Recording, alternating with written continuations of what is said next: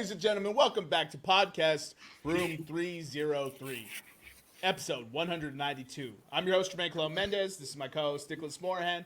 As always, we have with us the EPE, and we're welcoming back special guest, Nevada Penman. How are you doing this evening, Eric? Doing good, man. Excited for NHL hockey playoffs, NBA playoffs. Some good episodes this week. So, yeah, just been a good week so far. So, all right. And how you doing this evening, Nevada? I completely agree with Eric. Playoff hockey is back. Playoff basketball is back. It's one of the greatest times of the year. Yeah, I agree. Shout out to the Chicago Bulls. How you doing this evening, Nick? So let me start the podcast off by giving two fun AL East facts 12 games into the MLB season. So the Tampa Bay Devil Rays are 12-0 right now. Right? That sets them one game back from the MLB record set by – hold on. Ooh, I just had it. Brewers. The 1987 Brewers and the where is it? The 87 Brewers and the 1982 Braves. Although that may not be the most impressive statistic of the AL East this season, right? Because that's not a record yet. I don't even know if this one is a record either, but this one to me is more impressive. The Toronto Blue Jays have played 12 games. They're 8-4. 6 of those 8 wins, including the one tonight, have been walk-off wins. Get the fuck out of here. Whew. 6 of their first 8 wins have been walk-offs. How many, I don't know if you know this, but how many of their losses are walk-off losses? That's a great question to ask. Stand by. I'm just trying to see if they've had like 9 walk-off games. So Toronto, I don't think they lost in. No, so they didn't lose to the Cardinals in walk-off fashion. Oh, so they didn't lose to the Angels in walk-off fashion. Boo. Can't rely on them for nothing. Nope. And don't believe they lost to the Royals in walk-off fashion. Nope.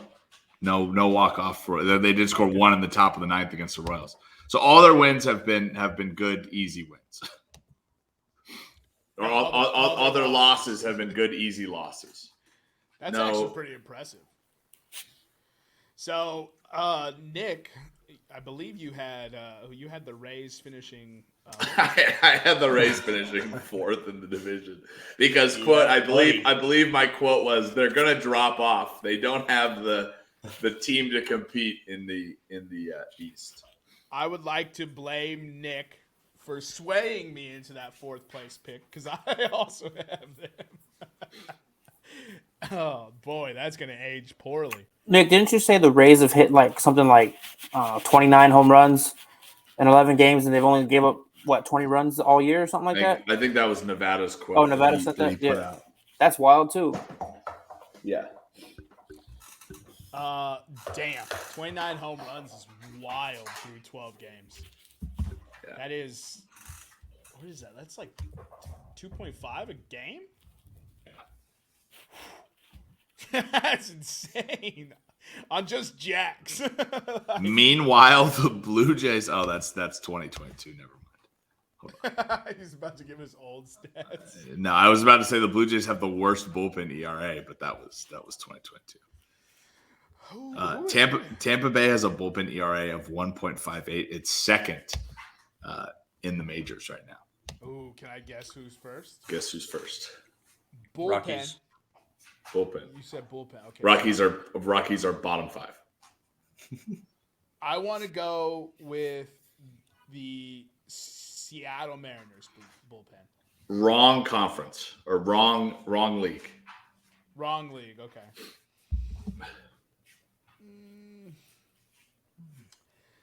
Diamondbacks. No, wrong division. Wrong division.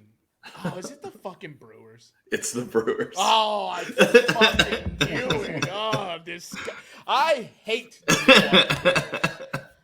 It's all Bud Selig's fault. That team should not exist if he wasn't just a fucking serving individual. He's like, I'm from Milwaukee. We deserve a baseball team. Fuck off. Milwaukee doesn't deserve shit. They don't deserve Giannis. They traded Kareem. Get out of here. Fucking. I love this stat I just saw about the Rays bullpen. In the AL, why am I drawing a blank? East. No, the entire conference, the AL. Right, the American League. Right, yeah, thanks, buddy. They are ranked 13th out of 15 teams for saves. Because they have one save. One save. I guess you don't got to save it if you're hitting 29 home runs. I know they hit one today, so they're at least at 30. Damn. Did their game finish today already? Yeah. That was the 12th win, right? Yeah. Okay. Interesting. Are we rooting for them to get to 13, or we want the Braves and Brewers to keep it? I mean, who cares about the 1987 Brewers and the 1982 Braves? Let's get some. Let's piss off the old heads in baseball by breaking this. So they're going to be like, "That's the pitch clock. The pitch clock is the reason they're winning." Ah! It's because of that runner on second to start extra innings. It's because the guys can steal easier. But no Barry Bonds in the Hall of Fame yet. Not until over my cold dead hands. Oh, I knew Barry Bonds was going to make an appearance sooner or later. What was the stat? That through the first 12 games, I believe Shohei and Mike Trout have an average 850 OPS, right? On base plus slugging. Yeah. It might be 950. The rest of the Angels team has a 530 OPS. Yeah, I think it was like I saw a split. It was like first four batters batting average for the Angels, or maybe it might have been OPS as well. But the split was wild. It was like, the bottom five just aren't even trying. No. They need, dude. I've told you they're not going to make the playoffs.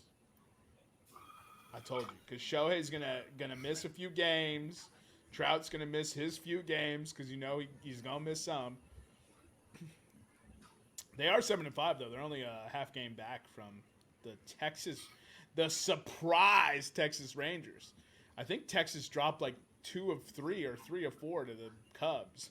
So I thought in my head they were bad because the Cubs whooped up on them. But that's enough baseball. Today's episode, we'll be getting into some communion with E. And E will tell us the topic later, and then we'll be breaking down the NHL regular season and then looking forward to the NHL playoffs. There are some interesting races still occurring in the NHL standings to determine the seedings and matchups that we're going to experience in the postseason. But there is one that I was conveniently told pre-show is already locked, and it seems like it feels like masochism at this point. I love it, dude. I love the fact that the NHL keeps. You remember what was that, Nevada? Early 2010s, where the NHL kept making the Sharks and the Kings face off, and the Sharks would go up 3 games, and the Kings would come back and win the series. That happened 3 years in a row. It sure felt like it was just torture for San Jose. This seems like the new NHL is like, oh yeah, we got him. They're creating rivals this way, so it is pretty cool because then they end up being rivals long term. But God, hearts out to the Toronto Maple Leafs who have to face the dynasty that is the Tampa Bay Lightning. Tampa Bay lost in the Stanley Cup Finals. Correct. Yeah. Who won the Stanley Cup? It was the Colorado Avalanche. Can I get a drum roll, please, for my favorite NHL stat of all time? Since 2008, the Toronto Maple Leafs and Atlanta Thrashers have been to the same number of second-round playoff series.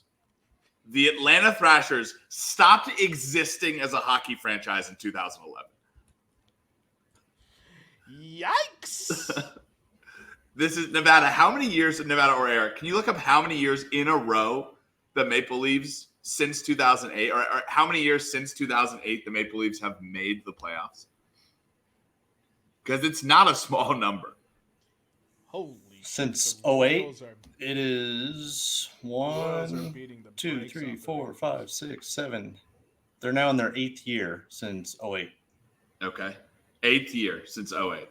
So half. So they make the playoffs 50% of the time. I mean, you gotta love it. You gotta make the second round once. Yeah, you can't hate that, which is just amazing. Oh, man. They have not gotten past the first round since 2004. It's the greatest hockey stat in history. So, with that being said, that's kind of foreshadowing who I think will win that playoff series, because I don't want my favorite stat to go away. And if it does, I'm going to be very, very disappointed. All the streaks are ending, man.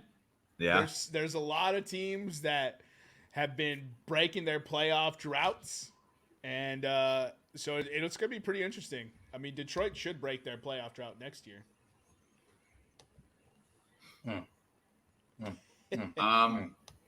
Nobody wants to make a comment. Yeah, I mean, I don't think they will, but hey. Speaking of a team in red, the Flames just dropped the puck, and they have a brand new goalie. Got his first NHL game today. You know how on NFL kickoffs, usually the kick returner's like on the goal line, he'll jump up and kind of do that squat in the air. He just did that as his warm up in skates in full pads. Well, if he keeps doing that, he's not going to be on the ice for very much longer. No, that's destroy a bold his ankle. move for your. He's going to blow out his knee when he eats it on the ice. But I don't know what is that doing for you, bro? Don't leave the ice. Like, yeah, get another stretch.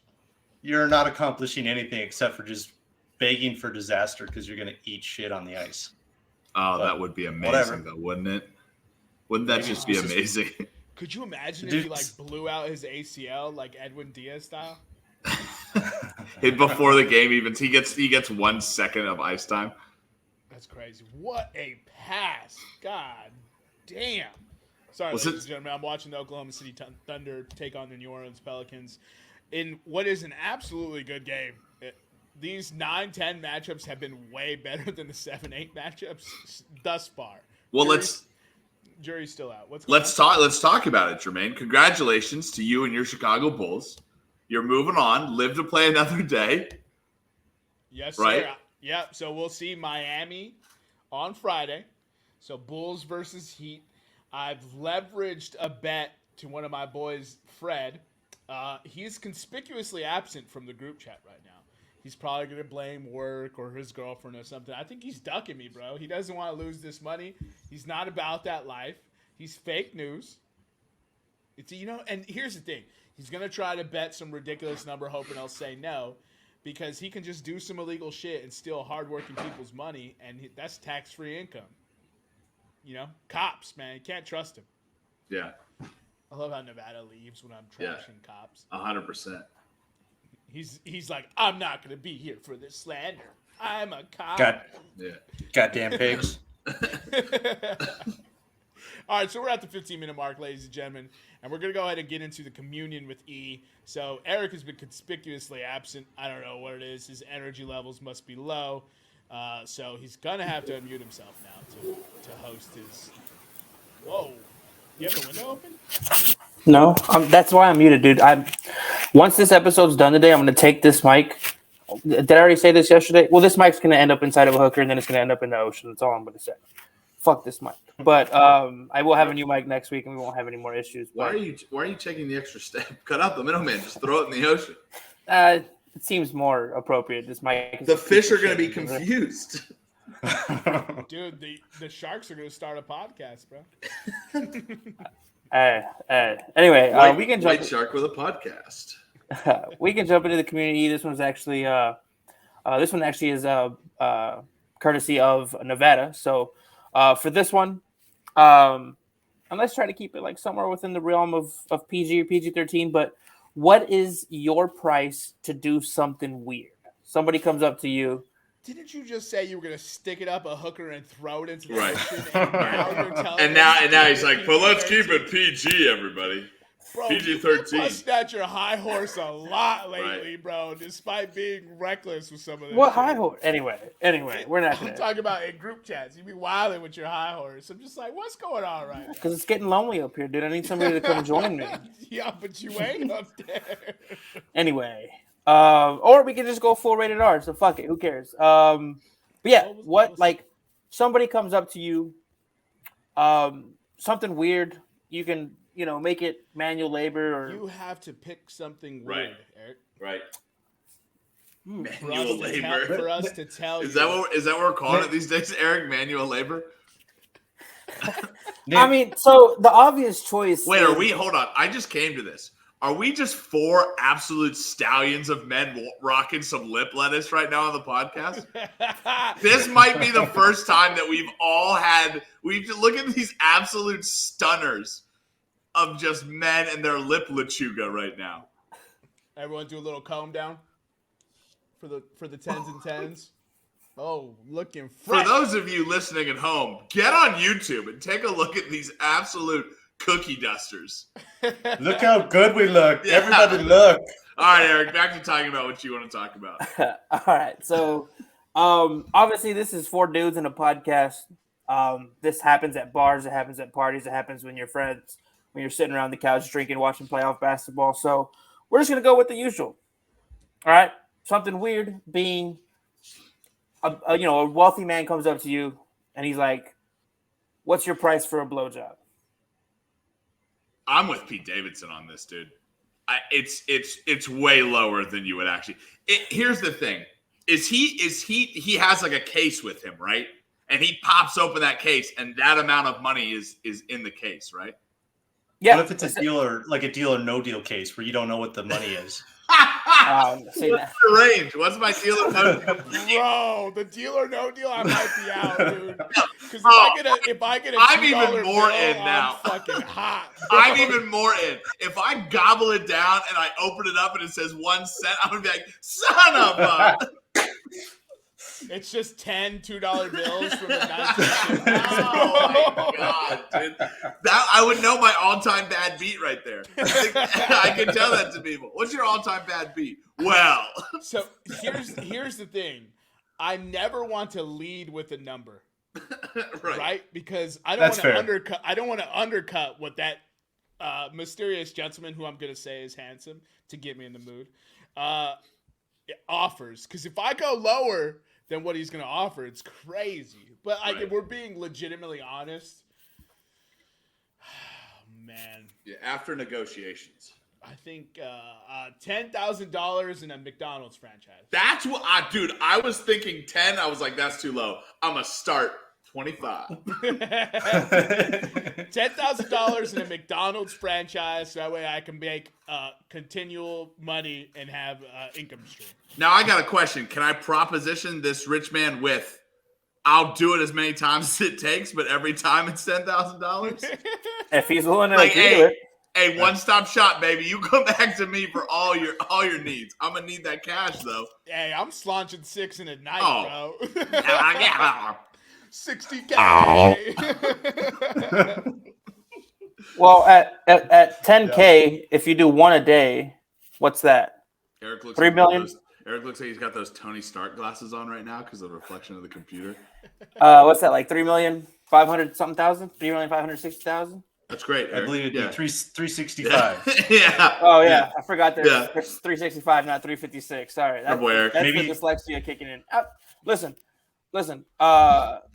Jermaine said 10,000. Nick, you're sticking with 25,000. I mean, I'm willing to negotiate down to 10,000. Sorry. Let me rephrase that. Jermaine said 10,000 with a McDonald's franchise, so you get that passive income covered. Yes, sir. I'm a businessman, ladies and gentlemen. That's the Shaquille O'Neal of blowjobs. Nevada, what do you got? Yeah, I think I'd probably be in the I was same, like, what did I do it the other day for? Meat Streets of Colorado. So the cost of living is high here, bud. What's it gonna take, officer? So I was. Yeah, what do you normally charge, a rich man? What do you normally charge, Officer Putnam? So we always in my friend group, we always say, when somebody does something nice for somebody or something like that, they're like, "Oh man, thanks. What do I owe you?" And you're like, $1 and a BJ. That's it, $1 and a BJ. Well, there you go. So I guess that's about it, $1. Yeah, I would like the proposition of. I was like, yo, I'll do it for $10,000, but I have to do it every day for a year, and you have to pay me. So that way I can get $36,500,000. Yeah, how did he get wealthy? Sucking dick. Like, can I like? Is this a Ponzi scheme? He did it by sucking dicks. Bro. Is this like L'Oreal? Like, I'm gonna have to now. You get your friends to suck dicks. Like, this is the only fans for straight men, bro. Company? What's the Drew Brees supplement company? Advantix or whatever. I didn't even know he had a supplement company. Yeah, that's crazy. Yeah, It's like the Mary Kay of sucking dick. Yeah, 100%. If you get 10 friends in, you get a dick blender for free. What would the OnlyFans for straight men be? If you're just turning out tricks, what would it be called? OnlyMans? OnlyMans. I don't know. Wait, so Eric, what's your number then? So I had a buddy give me the coldest answer of all time, and by the way, for those of you listening at home, Eric has a whiteboard behind him that is it's diagrammed by girth, by width. He charges by the ounce. So he's like, the bigger the cock, the bigger the rate. Right. Let's see it. That's how Eric starts a negotiation. You want me to suck it? Let's see it. No. We were bartending. A couple of the listeners will remember this story, but this dude, we were playing that stupid fucking game, and we were like, "Yo," and his nickname was Chief because he was whatever the proper term is for somebody who was indigenous to the United States of America. But we asked him, "Hey, well, Chief, what's your price?" He straight up looked at us, and was like, "Yo, is rent due?" We were like, "What's your rent?" He was like, $500. I was like, "Fucking Chief, man." No, but for me, I don't blame the man. If rent's due and you're about to be kicked out of your apartment, you go buy 30 more. You go buy 30 more days. That's 30 more blowjobs. For sure. That's 15,000. Yo, the ROI on that is wild. Yeah, that's wild. Keep a house, suck a dick for a little bit. You know how to do it. No, you blow for 2 weeks, you got your year set. Yeah, 100%. That's the year, bro. Yeah. Eric, you're looking at this as a one-time thing. No, I was gonna say, so as because I am looking at it as a one-time thing, I've thought about this before. I don't have a set number like 10K or whatever. It would just have to be enough money that I could take that money and invest it, and then it changes my life. So I'm thinking, like, realistically speaking, I mean, I'm not gonna say I would, if you offer me 10K at McDonald's, but I'd say my number is 50K because I could take 50K and put that in the stock market and see if I can do with it. And then if I fuck it up, I can just say, "Hey, is that offer still good?" Would that technically be active income? Would that what it becomes? Where do you guys draw the line though? Like, if he's like, you have to swallow. 100%. Yeah, listen, I'm gonna leave a satisfied customer. If I expect my significant other it's the golden rule. The mess, I have to be a man of my word. It's Where's the your golden high rule. horse now, Eric? Eric, are you gonna be the one that's dodging it? You're gonna be getting him there, and then you're just gonna be like, What happens if it hits you in the face instead? Right. That's way worse. more demeaning. Yeah. A facial is more demeaning than clean your plate, young man. A facial is way. Oh my god! If he said that after, I would just kill him. Nevada spit beer. Got him. Oh, wait, is that? Hold on, Nevada, stand up real quick. Is that your South Suburban Rec shirt? Nevada has had this shirt for what is it? 20 years? Yeah. this Nevada was wearing this shirt. Nevada was wearing this shirt when we were 10 years old, and that's not a lie. My dad's gonna be so proud to listen to this segment. No, your dad is like, y'all fools. I'll do it for $1,500. Oh, dude, he's gonna love this. Yeah, I'm from this segment. I'm going to get a call from Greg Putnam, and he's gonna go, "Well, driving down here across the mountains, and I'm listening to your blowjob conversation. I think I do it for, and he's gonna hit me with some business strategy that none of us thought of. He's gonna be like, one time I was in Albuquerque, and this guy propositioned me, and here's my number. I'd do it for 5 Bitcoins. 5 Bitcoin. Yeah. 5 2014 Bitcoins. 5 whole Bitcoins? Did I stutter? Dude, that would have been legit. It's still legit. It's still like $29,000 worth right now. Now, not only is Eric swallowing now, he's going to be looking at him in the eyes for Bitcoins. Yeah. Yeah. I do want to get back to something real quick. Eric, you're saying a facial is less demeaning than swallowing? Or were you just saying you were just speaking incorrectly? That's protein. No, I genuinely I'm conflicted on it. Like, I don't know, like taking another man's it just I don't know, man. I maybe it is more demeaning to get busted on. A dick to completion. I don't know. I mean, look, we're not trying to get too. Eric, you're getting an A on the project anyway. Might as well get a 100. Yeah, I'm not that guy though. You know what I mean? I don't strive for perfection. So you're gonna get jizz on your face. You're the one. Swallow. You're just gonna have to be like. He got hit by Spidey. I really don't know, man. You've seen Jurassic Park, right? Yeah. You're gonna be the little frilly monster is gonna hit you. You're gonna be like, my eyes. No, he's got those jizz windshields on his face. He's good. What happens if that happens and then his eye gets infected because he was too proud to swallow? And then he dies. Then we get his blowjob money. Suck it, Eric. You did, and you died. Passive income. Meanwhile, Jermaine and I finished our job, cleaned our plates like grown men. I'm eating free at his McDonald's. He's riding in my Lambo. Meanwhile, we're all playing on your Xbox. Yeah, we're playing on your Xbox. I get the Eagles flag. We use it as a bath towel. only for the ass, though. Right. All because you wouldn't just suck one to completion. Unreal. He's like, suck on this one, FCC. I'll suck to the nut, but you got to just let that go somewhere else, sir. Yeah, I'm a prim and proper man, after all. I'd probably pull a Chappelle and be like, I need you to come over there in that fishbowl or something. Like, nowhere here, bro. That's where, I'm going to say something, and then you guys are going to eat me up like a piranha, but fuck it. That's where I draw the gay line at. Like, sucking a dick for money, not gay. Swallowing or taking a facial, gay. Honestly, gay. But you're getting money out of it. It's still money adjacent. Yeah, but it becomes gay when semen is involved. For money and not gay. And here's the thing, though. You know, Eric's done it where he gets 100%. He gets caught up in the moment and doesn't tell the girl who doesn't like swallow her every time. He doesn't tell her, so the dude's just gonna do it to you anyways, bro. I learned at a young age that I don't have tells when it's coming, so they all get the surprise. Eric, the way you said that makes me seem like you have sucked a dick for money before. So what was the number? No. You were so adamant. You were like, it's not gay. No. It's just it comforts me to know that if I did it for money, I wouldn't feel. If or when you did. No, I've never. Your Honor, if you're going to read back the reporter's remarks, you'll see that Eric has just perjured himself.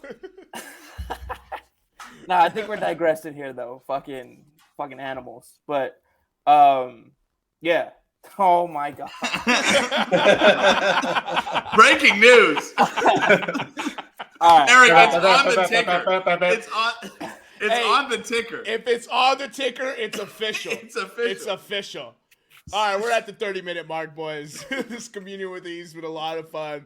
Hopefully no one takes it too seriously. No women were hurt in the process. Unless there's money involved. You know our numbers now. Present the dick. Look, I'll teach you the technique. Cup the microphone. Now, are you guys? Last thing I'm gonna ask you here. No. No. Technique. Do you need the money up front? Absolutely. It's electronic, baby. Absolutely. No, You better have so you want payment before service is rendered? 100%. 100%. When if I he's walk like, into no a deal? McDonald's, I pay and then get the burger. What if he's like, no Yeah. deal?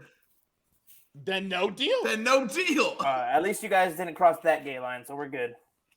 I'm not sucking a dick for free. Yeah. Right? I built bridges my whole life. Right? Suck one. I'm a bridge builder. Suck one dick. Now I'm a dick sucker. Didn't we just talk about this? I was like, if any of my friends come to me and they're like, I sucked a dick and there's no context given, I don't care what the following statements are, it's just gay. Like, just sorry, bro. I don't care what this like. I don't. If you're trying to save your mom from dying or whatever it may be, gay. Like, it is what it is. But this has been a fun comedian. We can keep it pushing now. Eric, I have something to tell you. It's very close to my heart, but my father was dying of cancer, and I had to fellatiate another man. I'm sorry I didn't tell you. You can call me homosexual if you want, but he didn't finish, so according to you. If you don't suck it to completion, it's not gay, apparently. That's what we've settled on. Right. That's the only answer. Well, that's what Eric settled on. We've only gotten that out of this episode. That's it. Hey, welcome back to the podcast of 4 straight white guys debating what's gay. 4 white guys with womb brooms. I'm not white. What's going on here? 4 somewhat white guys. Time out. Just because I can speak English doesn't make me white, you racist. Here in America. All right, that timestamp 32:34. The computer with these over. We're out of this topic. We have talked about that far too long. Let's go ahead and get into our NHL coverage. Which one of you chuckle fucks wants to lead?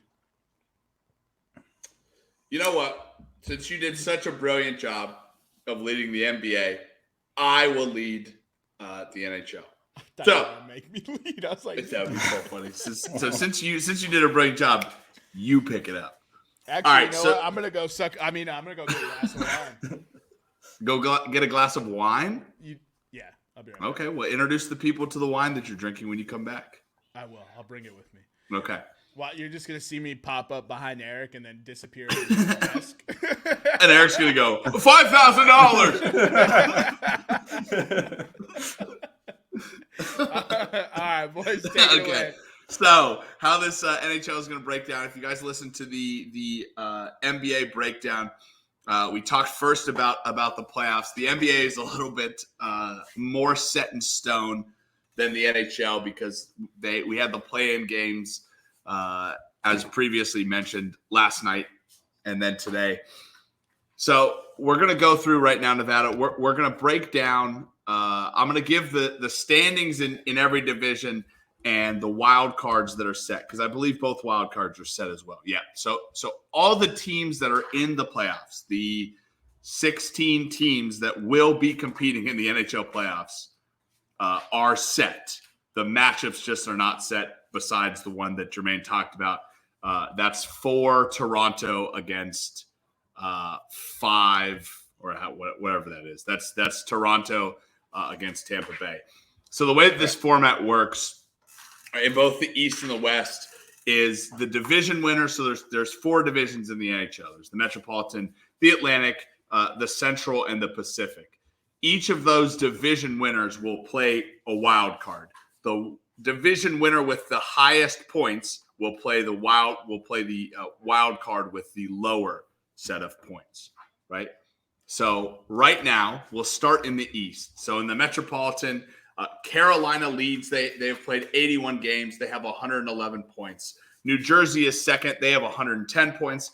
The New York Rangers are third in the Metropolitan with 107 points. Now, what that means is that New Jersey can, with a win tomorrow, jump Carolina and take that right now. Right now, Carolina, we'll go into the Atlantic. So the Atlantic is led by the NHL leading and President's Trophy winning, because there's no chance anyone's close right now.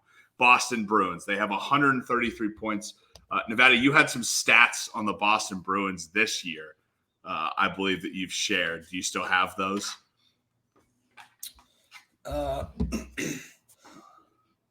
don't remember if I still have them. I have some, but I'm not sure if I have the ones that I shared earlier. So the Boston Bruins have had the best season in NHL history points-wise, I believe. Let's see if I can find the news blast here. Well, so 133 points is the most all-time. They have the most wins at 64 right now, and they still have one more game and a plus 127 goal differential. It's just, and they're 9-1 in their last 10. We'll get into it more when we talk through the playoffs. But they're number one in the Atlantic, also number one in the East, and number one in the NHL. The one matchup we talked about, Toronto is the second seed in the Atlantic. They have 109 points. Tampa Bay is the third seed. They have 96 points. And the two wild cards confirmed as of tonight, the New York Islanders have 93 points and the Florida Panthers have 92 points, sneaking in at the second wild card. Just missing out is the Pittsburgh Penguins.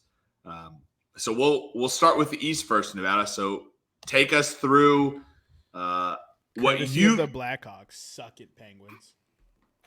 Take us through what you think the most likely matchups will be in the East, and then who do you have in your Eastern Conference final?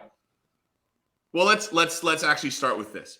What is your biggest surprise and your biggest disappointment in the Eastern Conference? We'll do that for everybody. Okay. Yeah, the biggest surprise for the East is easily Boston. I was actually going through some articles from earlier in the year with people were making their predictions and all that. Really, nobody had Boston as one of the top three teams in their division. It was mostly some wild cards here and there.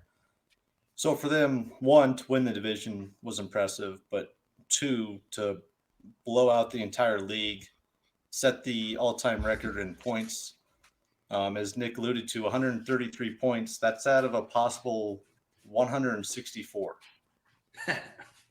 That's how many? 133 out of 164. And they can still get two more tomorrow. So that's so fucking wild, dude.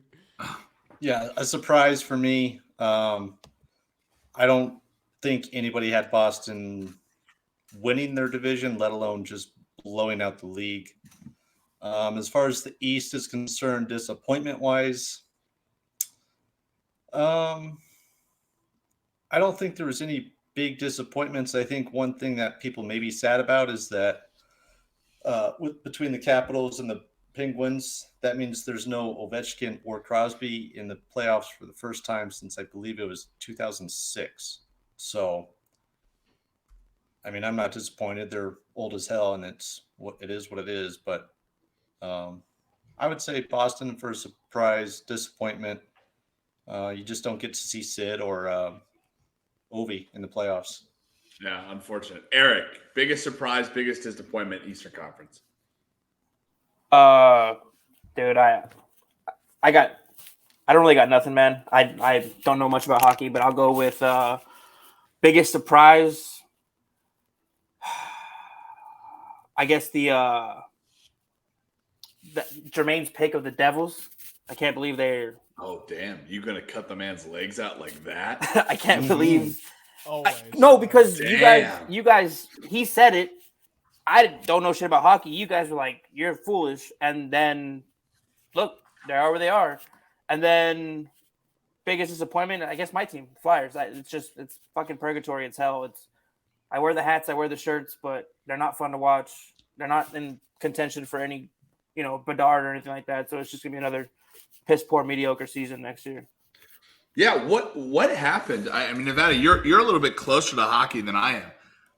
The Flyers in the bubble, that was 2020, made a run to the Eastern Conference Finals, right?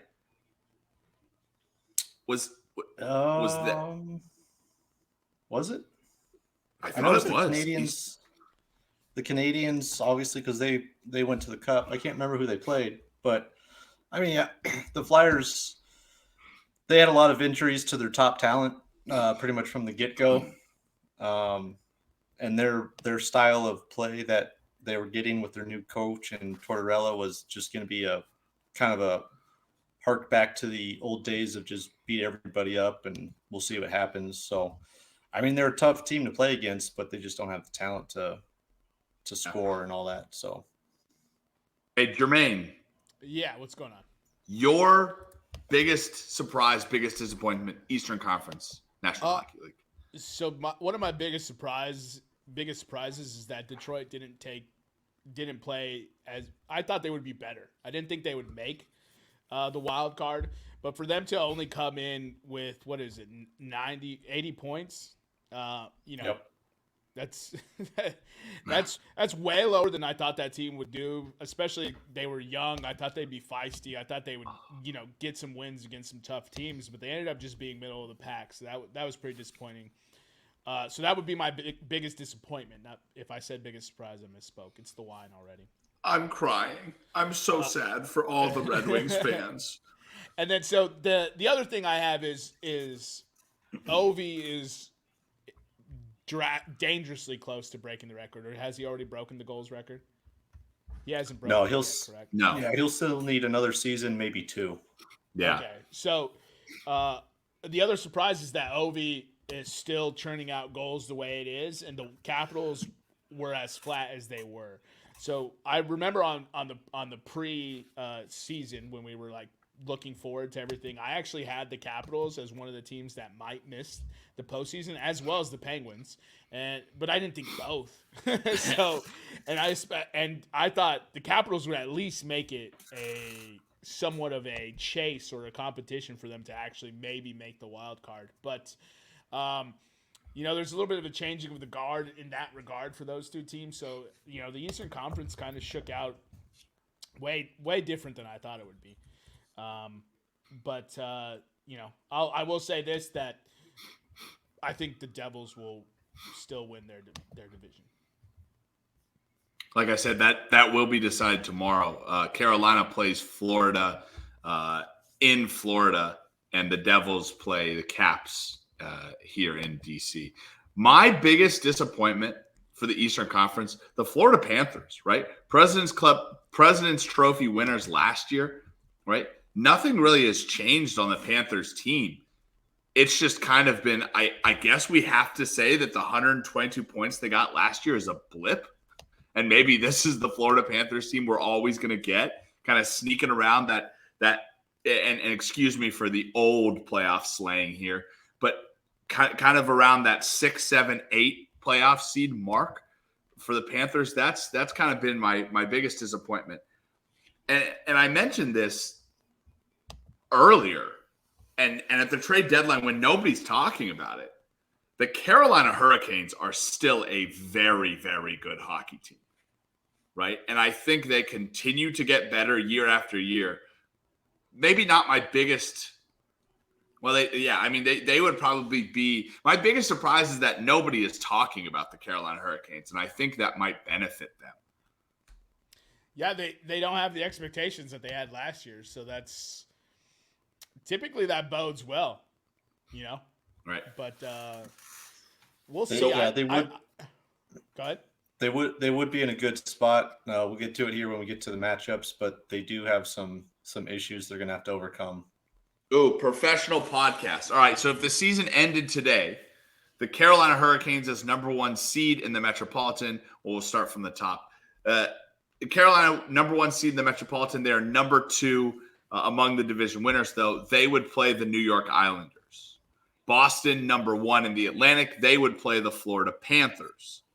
That means New Jersey and New York would play, and Tampa Bay and Toronto would play.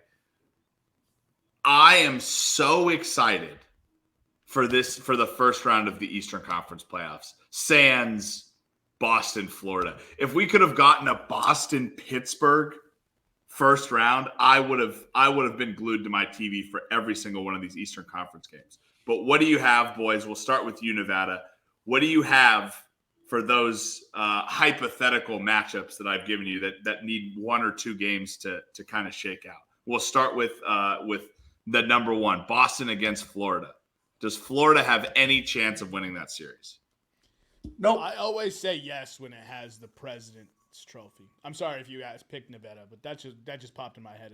If you have the President's Trophy, I think the other team has a great chance of beating you.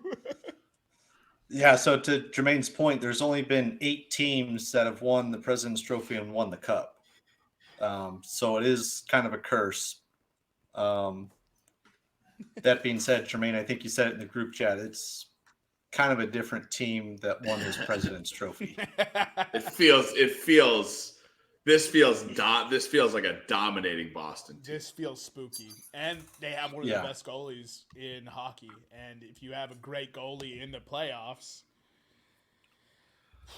one of the things also that we like to talk about, right, is you like to talk about the end of the year, right? One of the biggest stats that Nevada and I talk about offline is last 10 when you go into the playoffs, right? Is a team coming in hot, right? Or has this team built it up through the regular season and they've kind of just been coasting since they knew they've gotten that top spot? The Boston Bruins are 9-1 in their last 10. They have not been taking their foot off the gas. They are not ready to just coast into the playoffs. This is a Boston Bruins team that is led by David Pastrnak, who's a pretty young, he's 29, Nevada? 29, 30 maybe? Yeah, I think he's 28, somewhere around there. Yeah, so it's led by him, but you have guys that have been in the shit, that have been in the battles in the playoffs, and this looks like a Bruins team that is young, somehow young and hungry, but also experienced with playoff leaders, and that is very, very scary among Boston. But we'll move. 26 years old. 20. Jesus, he's younger than I thought. All right, well, let's move to the second division winner matchup. As of right now, it is Carolina and the New York Islanders. Jermaine, I'll start with you. Who do you have moving on in that matchup? Last thing I'll say about Pastrnak, he was drafted in 2014, so that's probably why you think he is significantly older, because that's a long fucking time ago. But 9 years ago, Jesus. So Carolina versus New York Islanders, I feel like it presents a clash of styles, and I don't like the Carolina Hurricanes, so I'm going to take the New York Islanders to win this. I don't know why. There's just something I don't like about the Carolina Hurricanes. Every time I watch them, I become uninterested. I'm not very excited. They're usually down a lot of the games that I do watch them in, so I don't know what that's about. So I'm just not confident in the Carolina Hurricanes, just like I wasn't confident last year, and I ended up being vindicated. But this matchup will actually be the New Jersey Devils versus the Islanders. I'm just letting you know tomorrow when it's finished. Right. Again, keep in mind this is not set. There's still 1 or 2 games left. Nevada, if it is the Hurricanes and the Islanders, who do you have?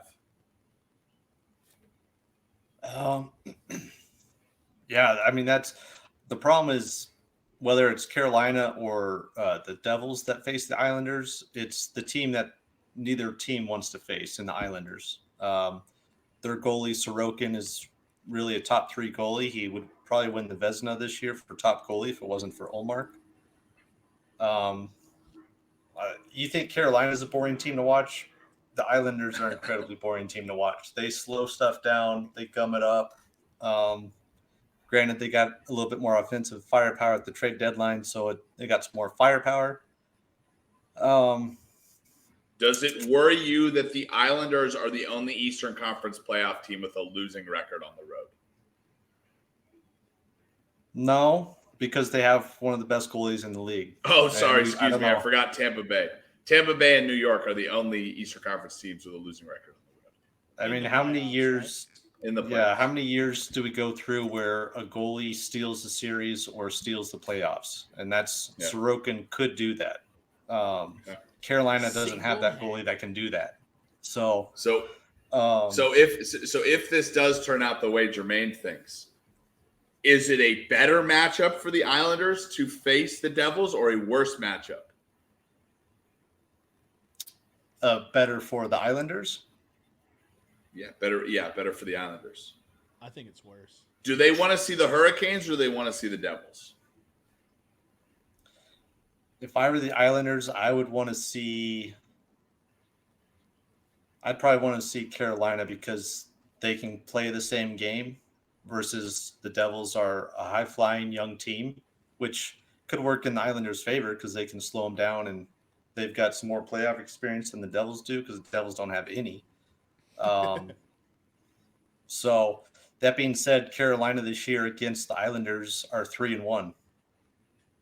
So I don't know. The Islanders are kind of a tricky one because they're just a pesky team for a wild card. I could see them beating either the Devils or the Hurricanes. Again, the Canes losing Max Pacioretty and Andrei Svechnikov as probably their two of their top six forwards as a massive offensive blow to them. So yeah.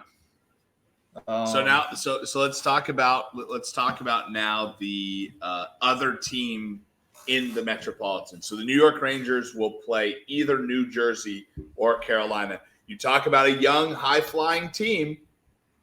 You said the Devils are a young, high-flying team without playoff experience.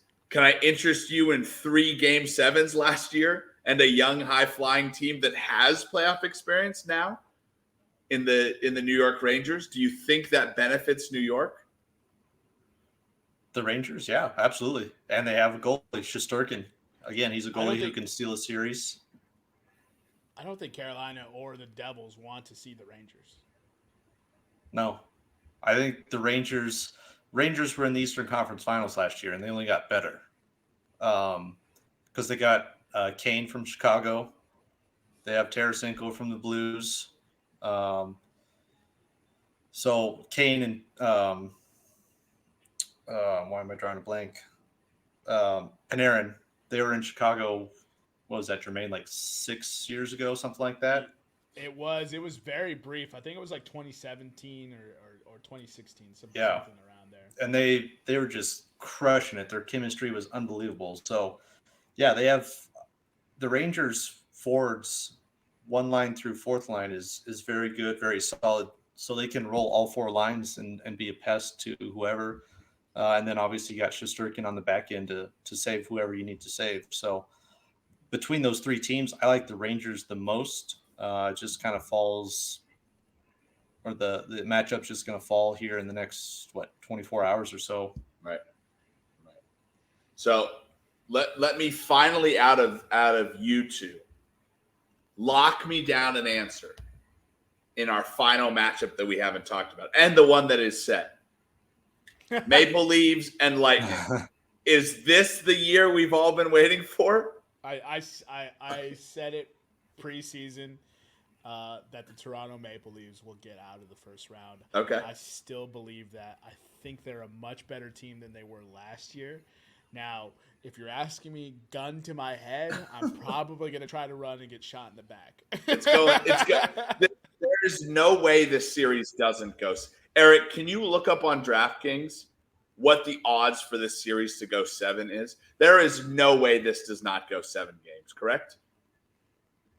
Absolutely. I think you lock it in for 7. Yeah, that would be a bet you make. If it is anywhere minus 150 or above, I'm locking this in to go 7 games. 7 games, by the way, from executive producer Eric, is plus 200. I may put $100 on that. That's almost the biggest guarantee of this playoff. So wait, sorry to interrupt. Do you want a certain winner because the odds are greater that way, or just for it to go 7? Yeah, let's say the Maple. Okay, we'll hear what Nevada has to say. Nevada, finally lock down and give me an answer. You son of a. He's been ducking it. Dude. He's been ducking. He's still ducking. I like Toronto. They've done very well for them this year. My concern is their goalie play, and here's why. So here's the but. Last year they had Campbell, who he carried them through the playoffs to Game 7. This year they have Ilya Samsonov, who was a good signing. His postseason record is 1-6. He averages a .907 save percentage and a 2.99 goals against in the playoffs. He is bad in the playoffs. He is Toronto's starter. That's not good. Did he play with a bad defense in front of him though in those playoff games? No, he played with the Islanders, who were arguably the best defensive team in the last 3-4 years. Oh shit! All right, Eric. So that's a concern for me. Tampa, on the other hand, how tired are they? Because man, they have been looking sluggish this bottom half or second half of the year. But it's hard to go against Vasilevsky. I don't have the numbers in front of me, but actually, yes, I do. He is 63-38 in the postseason, a .923 save percentage, and a goals against of 2.3. So he turns it on in the postseason. He's ridiculously good. There's like no change in the team makeup. They only got better, but are they just too tired? With all that said, I'll go with Toronto. I was gonna say we were divided here. Okay. All right, Eric. Oh, I wasn't expecting 7 games and the Toronto Maple Leafs to win the series. What odds does that get us at? So Toronto Maple Leafs to win 4-3 plus 425. I mean, what is it for the Lightning? Lightning 4-3 is plus 600. So really, whatever way you want to go, right? If it was going to split, I was going to take the higher odds. Whichever way you want to go. If you think it's going 7, bet both teams to win because you're going to make a good payout either way. Either way, hedge it, get it good. And then you could just enjoy a nice game 7 with nothing, with no. This is concerning. But I will say that the stat that you gave me about Tampa Bay not being good on the road, it feels beneficial for Toronto. But it's so hard to be 100% confident in picking Toronto for obvious Thrasher reasons. One of the reasons, and that's kind of why the matchups just are not good for certain teams, right? So that's one of the reasons why I keep saying the Devils will win the division, because I don't want them to play the Rangers. Right? That's my team. I championed them. I've been rocking them all year. I'm happy for the Devils. But if they play the Rangers, I think I got to fade my own squad, dude. Right. So that's why I keep speaking it into existence. I'm like, yo, the Devils will get it. But, all right. So with those 8 teams that we talked about, we're not going to break. We don't know them. We don't know the matchups. We don't know the bracket. What team do you guys have coming out of the Eastern Conference? Who wins the East? Jermaine, we'll start with you. Who wins the East? I'm going with the Toronto Maple Leafs. Okay.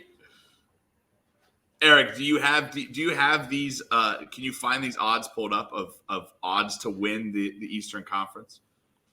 All right, Nevada is glitchy at the moment and just dropped out. He spent too long ducking the Maple Leafs Lightning question. He used all his good Wi-Fi on the Maple Leafs. He used all his good Wi-Fi to give us goalie stats. You want the? Sorry, go ahead. Oh no, I was just gonna filibuster. Go ahead, Eric. So picking the, you said Tampa, or you said Toronto, Jermaine? Yeah, to win the East. Plus 550 to be the Eastern Conference winner. Who's the Eastern Conference leader right now? Boston? Yeah, plus 200. Okay. Followed by, so those two, real quick, followed by Carolina, plus 600. New York Rangers, plus 650. Devils, plus 650. Lightning, plus 750. And then the Panthers, Islanders, and Penguins are all above 2,000. Toronto is number 2. Well, don't bet the Penguins. I'm going to tell you guys that now. Don't bet the Penguins to win the East. They don't have a chance. Right? All right, Nevada. Give me your team that comes out of the East. Jermaine, pick the Toronto Maple Leafs there, plus 450, right, Eric? 550. 550. Mm-hmm. Yeah, I don't know. I'm not a fan of doing it, but I'm still going to go with Boston. Chalk. Yeah. There's a reason they're chalk. They're so good. I don't want to say it's a concern, but Ullmark did leave the game last night with an injury. But apparently the team is like, hey, no big deal. So, I don't know how. They're a very veteran team. They're probably the oldest team in the league, really. So they're giving it all one last go. So I'll go with them. If it's them in Toronto in the finals for the East, that might be a bloodbath. We'll see what happens with Toronto's goaltending. All right, Eric, not a big hockey guy, but give me your pick coming out of the East. Rangers. Okay. That was my second choice. What's the odds for the Rangers? Plus 650. Plus 650. You know, I think what was the Bruins odds? Sorry, Nick. Plus 200. Oh, damn. Yeah, I mean, it makes sense. When you set the record, you probably should be that big a favorite. Go ahead, Nick. Yeah, I mean, I think since Carolina had those two big injuries that Nevada referenced, they were my dark horse pick to win the East. I don't think it's going to happen anymore. I do think this Boston team feels like a beast of a team that can't be stopped and hasn't been able to be stopped all season. I'll pick Boston to come out of the East. So now let's roll into the Western Conference. So right now, again, so the Avs have to play 2 more games. They are the only team right now of the 8 Western Conference playoff teams that has more than 1 game to play. So currently, the Dallas Stars lead the Central with 106 points. Colorado Avs are second with 105. Minnesota is third with 102. In the Pacific Division, the Las Vegas Golden Knights have 105 points. They are first. The Edmonton Oilers are second with 107. And the LA Kings are third with 102, with the 2 remaining wildcard spots being the Seattle Kraken with 100 points and Winnipeg with 95. If these matchups were to hold, that means that Vegas would play Winnipeg, Dallas would play Seattle, Colorado would play Minnesota, and Edmonton would play the LA Kings. We'll start with you, Jermaine.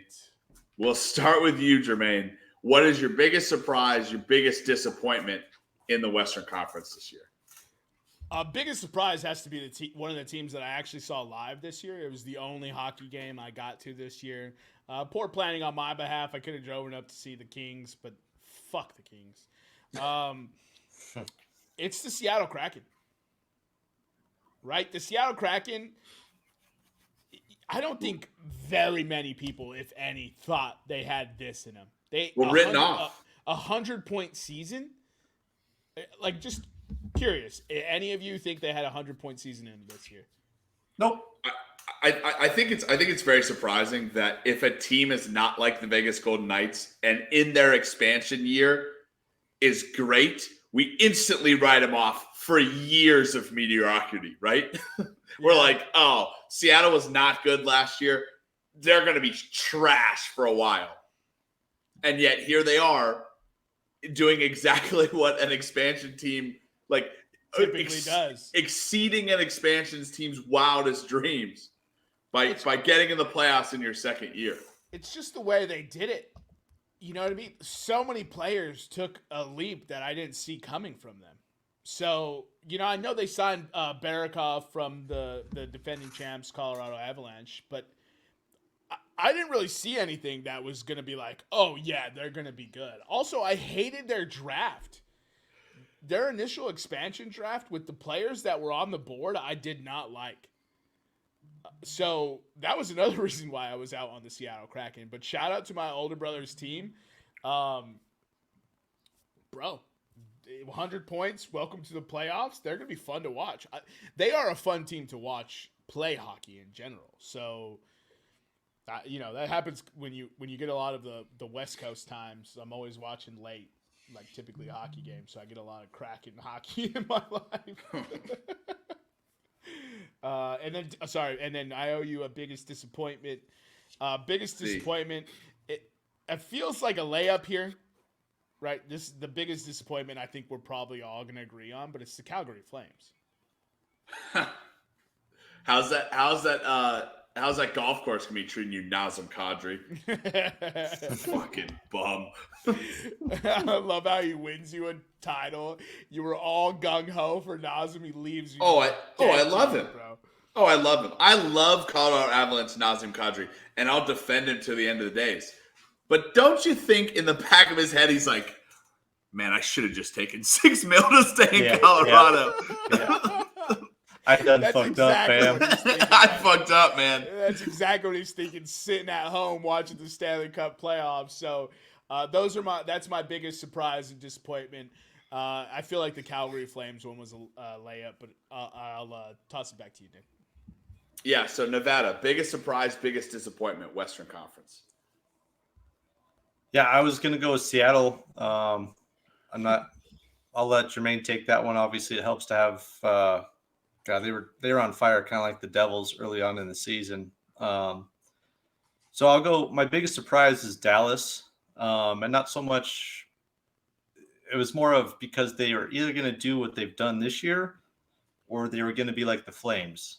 It was just a matter of which one's going to show up, and they got the goaltending that was consistent throughout the year, and here they are right now in first place in the division. So they've played extremely well. Their stud forward, Jason Robertson, at last look, I think he has 109 points on the year, which is unbelievable for him. So good on him. Biggest disappointment. Yeah, Calgary's disappointing because I had them in the playoffs as well. It might be St. Louis.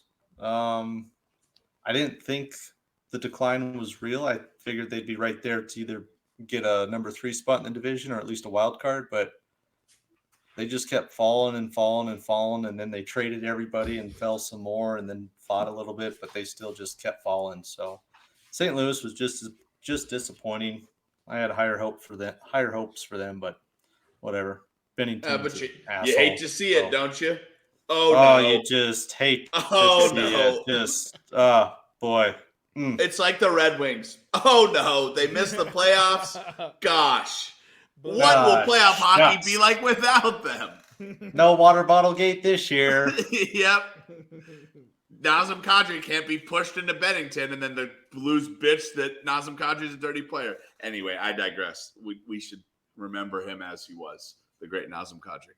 All right, Eric, do you have any surprises or disappointments in the Western Conference? I do. So biggest disappointment is Chicago not knowing how to lose for Bedard. Shots fired. Winning stupid games they shouldn't be winning when you have a generational talent. Hold on. So you're going to take my New Jersey Devils in the Eastern Conference, yeah. as you usually take my takes. That's and now true. you're going to come at the Blackhawks? I'm going to come over there and wrestle you in the middle of a podcast. Hey, not today. My shoulder hurts real bad today. Oh, well, yeah. Well, you didn't. Perfect. Yeah, your mouth seems to be getting its cardio in. Hey, and then biggest surprise biggest disappointment is I'm gonna say the first half of the season for the Avalanche, but they turned it around. That's all I got. Yo, I can't listen. I love podcasting with you guys, but you guys literally stole every single surprise and disappointment I was trying to come up with. I was going to flip it. I was going to be like, well, I got a biggest disappointment. It was the first half of the Colorado Avs season, and I got a biggest surprise. It's the second half of the Avs season. But no. This is why I didn't give ones yesterday in the NBA. Right. I was like, we already had 6. What the fuck am I going to come up with? I'm going to say one more. It's just going to be a disappointment. Can we please just sell the Coyotes back to somebody that cares about hockey? Like, Hartford, Quebec, another team. Just sell them. This is just awful. Or sell them to an owner in Phoenix that cares. Right. You know what I mean? Right. Just don't. Do they have their own arena yet, or are they still playing? They're playing in Tempe's right now. Yeah. It's Mullet Arena. Yeah. It's like 5,000 seats. But they are building right? They're building a dope one in Tempe. So the vote here is in a month. Oh, so it hasn't been voted on yet. Oh, Greg, but believe me, Greg Putnam is invested in Arizona affairs. Oh yeah, wow. Arizona real estate, yeah. It's his summer home, and he loves real estate. Oh, okay, got it. So yeah, although Mullet Arena, from what I've heard, the experience there is just awesome. That's what because it's like a small college arena, but you're getting pro teams. And Arizona played very well at home this year, despite their record. So I want to go there next year, or at least the year after, before they're done with their lease. I think it'd be awesome experience. But yeah, I mean, they very well could end up being moved to Houston if they don't get their approval for their stadium. So Houston's the top choice. That's one of the top two choices is Houston because of the area is big enough, obviously with the population and all that. They got plenty of money out there, so they want to keep a team in the South to keep growing the game in the South. So that's why Houston's towards the top of the list. God, can we just get a good owner in Phoenix? Yeah. You know what I mean? Like, that's all they need to do. Find somebody who wants to own a fucking NHL team. There's got to be some rich fucker who wants to own an NHL team. Yeah, I mean, Eric, if you keep that mouth working, we might be able to afford one. Yeah. What are we talking here? Like $2 billion? I can get there. For the Coyotes? Yeah, for the Coyotes, that's bro. like, no. It's like they might pay you to take it. million. Yeah, they might. Thousand. No way a It's sports team 270 is under $1 billion nowadays. 270. I'll guarantee. It's I guarantee you they're under $1 billion. 275,000. Oh wow, Yeah. it's $450 million. Yeah, I was going to say probably less than half. Yeah, Yeah. they lease you the team. Yeah, I I undersold it a little bit, but I didn't think it would sell for that much. Bro, there's got to be some rich fuck. Where is LeBron? Isn't LeBron trying to build his fucking $1 billion empire? He doesn't care about hockey. Hey, Oh yeah, did LeBron? You imagine LeBron playing hockey though? can you guys Oh, guess jeez. the number one valued hockey team? Real quick. Can you guess the number one valued hockey team in the NHL? I'll give you a clue. Them and the Thrashers have made the same amount of appearances. I was going to say probably Toronto. Yeah, I Toronto was at gonna- $2.12 billion. Because Toronto is the exact same as the Cowboys in the NFL. $2.12 billion. Okay. Yeah, Toronto is the Cowboys of the NHL. Everybody loves them, even though they haven't won shit for years. Well, since '67. So That's a lot longer than years. Holy, you could have said Yeah. decades, my man. yeah, I was actually going to guess the Tampa Bay Lightning. The Tampa market is growing, pretty quickly, and Tampa Bay has created a rabid fan base down there. And also, you got to think like people who love hockey live in the snow, but when they get old, they move to warmer climates because their knees can't hang no more.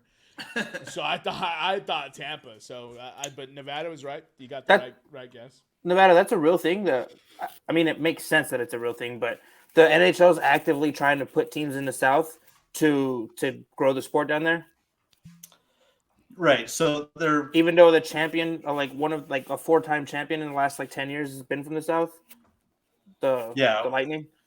right. Yeah, because I mean, they did the same thing with Gretzky with LA because Yeah. LA was a new Yep. team when Gretzky got traded there. And then obviously there's a shit ton of talent that's coming from California now that are in the NHL.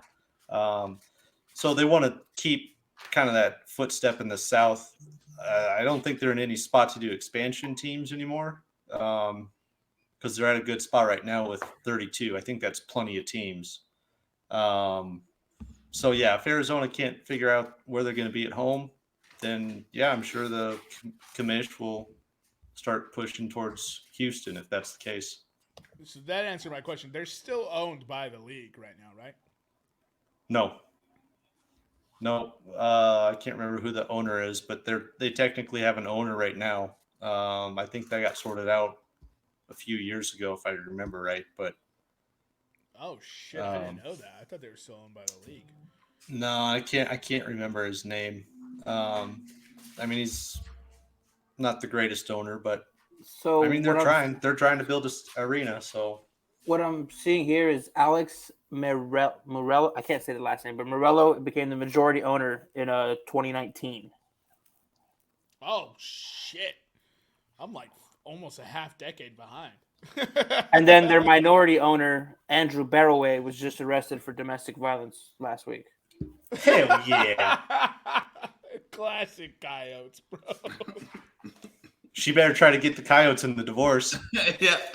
Yo, Houston would be a dope city, but personally, I think that Austin would be better because there isn't a pro sports team in Austin. Yeah, I don't know the logistics behind it. I know Houston's obviously the bigger city. Yeah, for sure. I don't know. I'm sure they probably have the infrastructure already in place, more or less, or at least the land for it.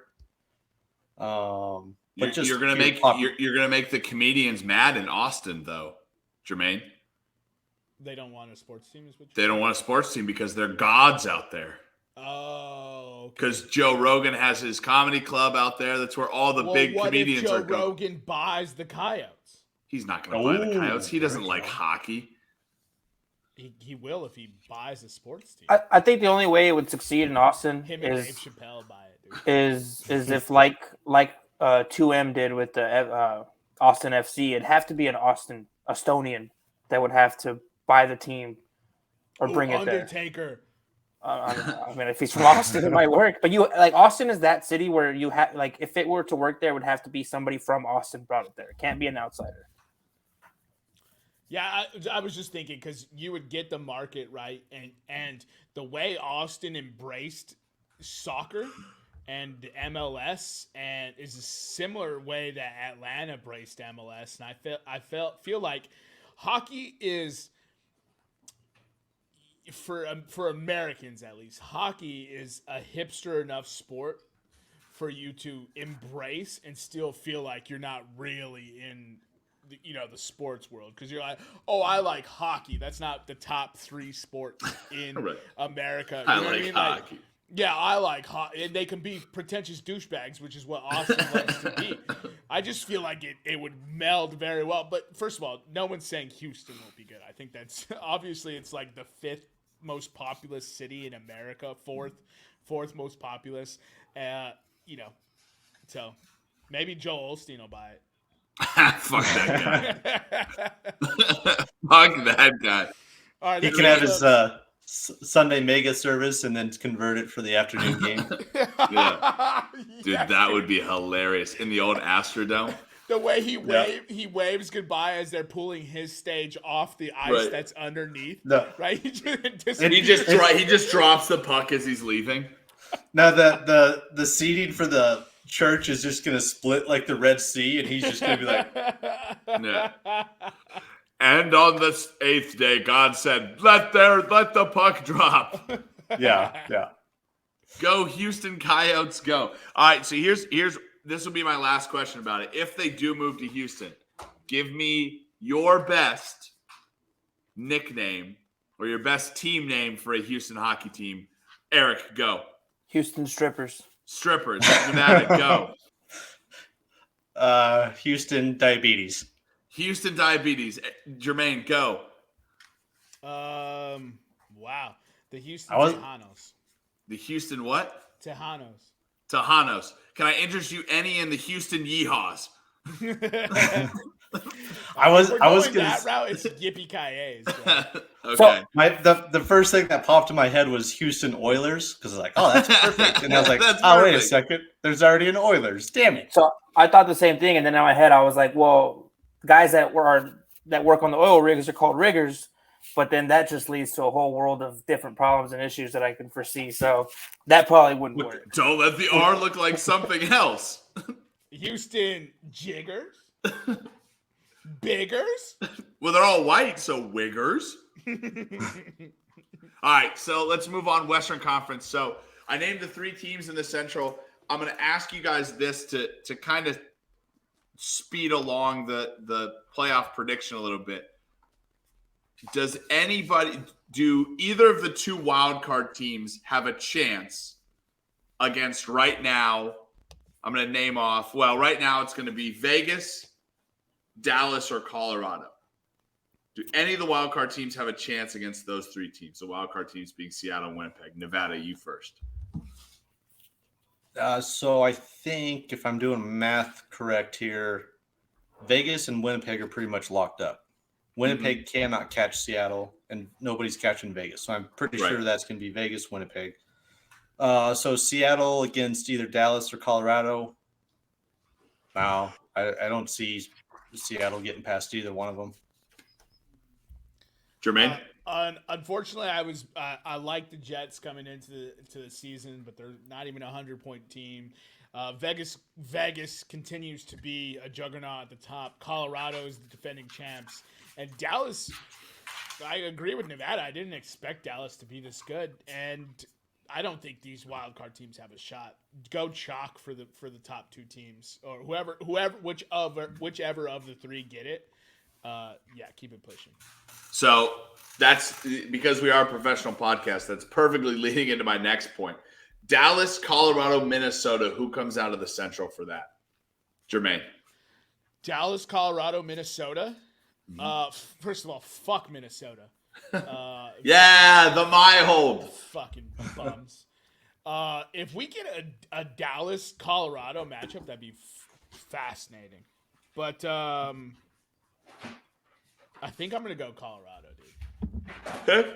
Nevada. Colorado had a bad start. Had a bad start to the year, and is still somehow dangerously close to winning their division. And just a few ticks back between a steady Vegas Knights team all year. So I'm going Colorado. And Nevada, any differing opinions? Yes.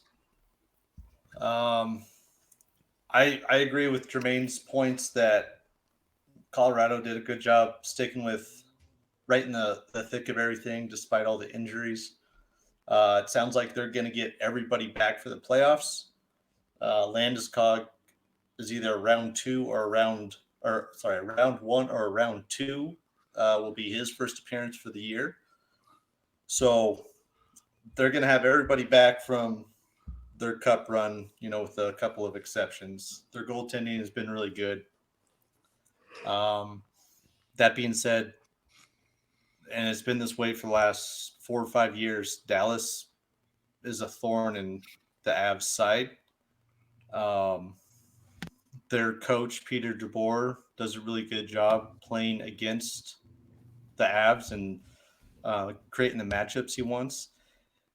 And I think really the biggest wild card is going to be the Stars goaltender, Otter. This year he's 33-11, goals against of 2.47 and a save percentage of 0.917. So he's been consistent the entire year. They're pesky. Dallas is a top 6 team in both penalty kill and power play. So I don't see how Dallas slows down. They're very physical. It's going to be a bloodbath. If that's Dallas and Colorado, it's going to be a bloodbath. Probably go 7 games. And who knows who's going to have home ice, but I'll give the edge to Dallas as much as I don't want to. Okay. So, Jermaine, you have Colorado. Nevada, you have Dallas. In the Pacific, we have Vegas, Edmonton, and the LA Kings. Nevada, who comes out of the Pacific for you to face Dallas? I'm going to go with Edmonton. Ooh. And I got a stat for you. So I love stats.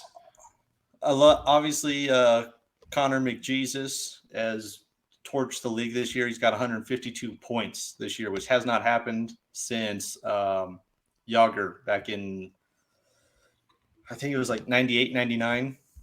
So he's just been on fire this year. Draisaitl is his running buddy. He's also got, I think it's like 130 points right in there. Their goaltending has improved in the last 10 games. Remains to be seen how it stacks up in the playoffs, because everybody knows the playoffs are a totally different animal. But their goaltending has tightened up a little bit. So here's a stat for you, Nick. Power play average percentage-wise over the last 23 years is right around 18%. Mm-hmm. The Oilers' power play percentage is 32%. Boy, Jesus. No, 32.5%, which would be an NHL record that was previously set in 1977. So they are essentially twice as good as any team on the power play. They always score on the power play. It's ridiculous. So they can obviously score with anybody. The problem is if goaltending holds up, otherwise you're going to see a lot of 6-5 games. We saw that a little bit last year. So Battle of Alberta. Yeah, Battle of Alberta. So, and they can score quick. They can score often.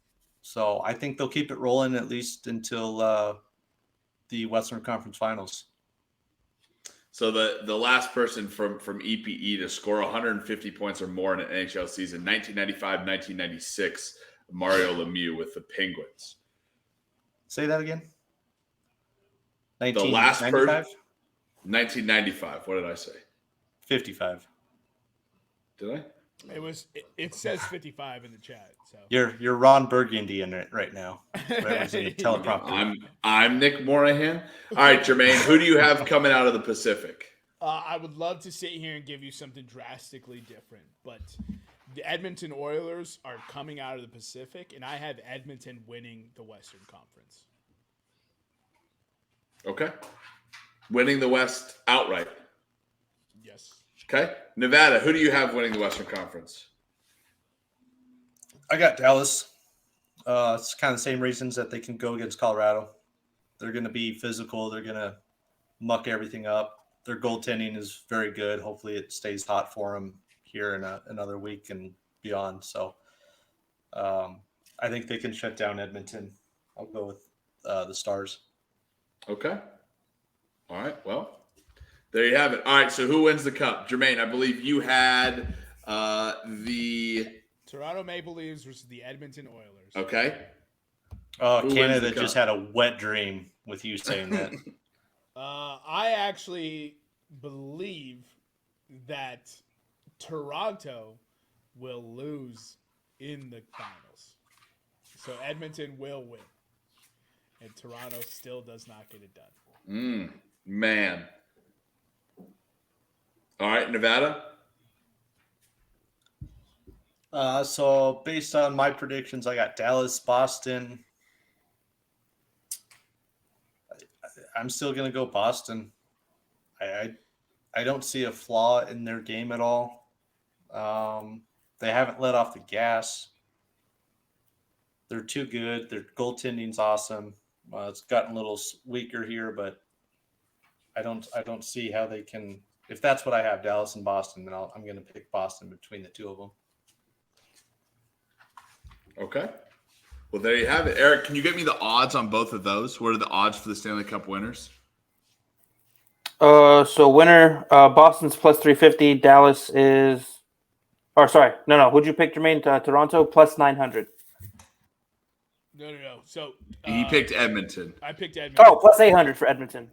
Can you give us the odds for Edmonton and Dallas to win the Western Conference? Edmonton and let me go back to the Western Conference. Edmonton is plus 300. Dallas is plus 600. Edmonton is plus what? 300. Yeah, I know. I heard you. Let's go. Look, I locked it in the pre-show when I was getting crushed for all my predictions, which actually looked pretty good. I even said Winnipeg Jets might make the playoffs, and here we are sitting here. I said it would be a Canadian team that wins the Stanley Cup this year. I also said that the New Jersey Devils would make the playoffs, and those were my two locks that came out of that show. So one of them already hit. So here we are, boys. I got a Toronto Maple Leafs, Edmonton Oilers matchup, and it's going to be great for Canada. It's going to be great for the fans. It's going to be a lot of star power. It's going to be a high-scoring affair. It's going to be a great Stanley Cup Finals, but I think Edmonton gets it done. Edmonton's been so close. They just happened to run in the Colorado Avalanche. Also, fuck Peter DeBoer. He fucking had the Vegas Golden Knights team, couldn't get it done. And now he gets fired, instantly goes to Dallas. And guess what he's going to do in Dallas? Not get it done. Fuck that guy. All right, you're first. All right, so we're going to transition now. Eric, can you pull up the odds? Do you have the odds available for NHL awards? Yes. Okay. Can you pull those up? Yeah, I have them. So on this website, it gives me the odds for the Hart Memorial, Rocket Richard Trophy odds, Rocket Richard, you uncultured baboon. Whatever, dude. Fucking barbaric sport anyway. No, I'm just kidding. Vizina trophy odds, James Norris trophy odds, and then the Calder. Whatever, dude. I'm gonna say I'm wrong. Calder Memorial trophy odds. All right, we'll start with We're teaching you so that way you know how to say it. Next time. We'll start with the Calder at the end. Can you put the odds up on screen? Yeah. Yep. Saying things right is not what I want to do. Fuck them goddamn liberals. Put Uncle Ben back on the rice. Dude, that's so funny. We had that conversation at work the other day because I brought in my bag of Ben's Ready Rice. And Yeah, one of my that stuff. And one of the guys walked in and was like, "When did they get rid of Uncle Ben? They're going after everything." And I was like, "This happened a while ago, my guy." I was like, and then I hit him with this. I was like, it was around the same time they changed the Aunt Jemima syrup to just Jemima, and he was like, "They did what?" Yo, and then here's what's crazy, right? So the liberals got up in arms. They canceled Land O'Lakes, right? Uncle Ben and Aunt Jemima, and now Bud Light did this, like they had the transgender thing, which is like the hot thing, and now all the Republicans are upset. And my buddy texted me saying that the Bud Light sales have dropped 30 to 50%.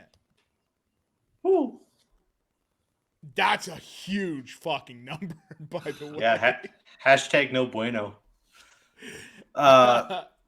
Real quick before we get into the awards, I want to just touch on the consolation prize that is the first overall pick. Jermaine still got his fingers crossed. You've probably heard it here on the podcast, but Connor Bedard, he's basically the next, Connor McDavid, really. So right. I just want to throw out these stats. So he had a season and a half, maybe 2 full seasons in what's called the WHL, which is just a junior league. He played in one. Yeah. He's one of them transgender folks playing in the women's hockey league. He played in 141 games. He had 144 goals, and he had 291 points. Holy shit. So he doubled. He had 2 points for every game, and he had at least one in .00, like 1 or maybe 0.008 or some shit goals per game. That's insane. Do you have Adam? What's his name? Adam Fantilli's stats up by any chance? So look, obviously, as a Blackhawks fan, I would love to get Connor Bedard, but the win over the Penguins has kind of sunk my expectations to have the worst record in the league. Granted, it's still a lottery, and it is the Blackhawks, so hopefully the NHL fix it so it goes to the Blackhawks. But I'm perfectly fine with Adam Fantilli's, but I just want to not Fantilli's, but Fantilli. I just want to hear his stats. Let's see here. Yep, here we go. So let's see here. So he played at University of Michigan this year as a freshman. 36 games. He had 30 goals and 35 assists for a total of 65 points in 36 games. Wow, so he pretty much doubled up as well too. Yeah, so those are the clear-cut 1-2, and that's who I've been reading about for the Blackhawks. So I am still holding out hope we can get Connor Bedard. I would love to have the worst odds, but even if we come in at second, I think we still have a pretty good chance. Does anyone know when the NHL does their draft lottery, or do they televise a draft lottery, or do they do anything like that? Yeah, they do televise it. I think it's in May. I think it's kind of like right after the NHL or the NFL draft, if I'm not mistaken. Early May, somewhere around there. Because I'm pretty sure everybody's lined up before the Cup. So yeah, it's coming up soon. So just to give some perspective, Nevada brought him up. Obviously, Jermaine really wants him. And just for people like me who don't watch hockey as much or know that much, the odds for the picks in the 2023 NHL draft, They don't even give you the odds for the first pick because they know who it's going to be. They have the odds for the second pick, third pick, fourth pick, but and you can't even find Bedard on the list for second, third, or fourth. Like he's going first to whoever gets that pick. Yeah. Yeah, 100%.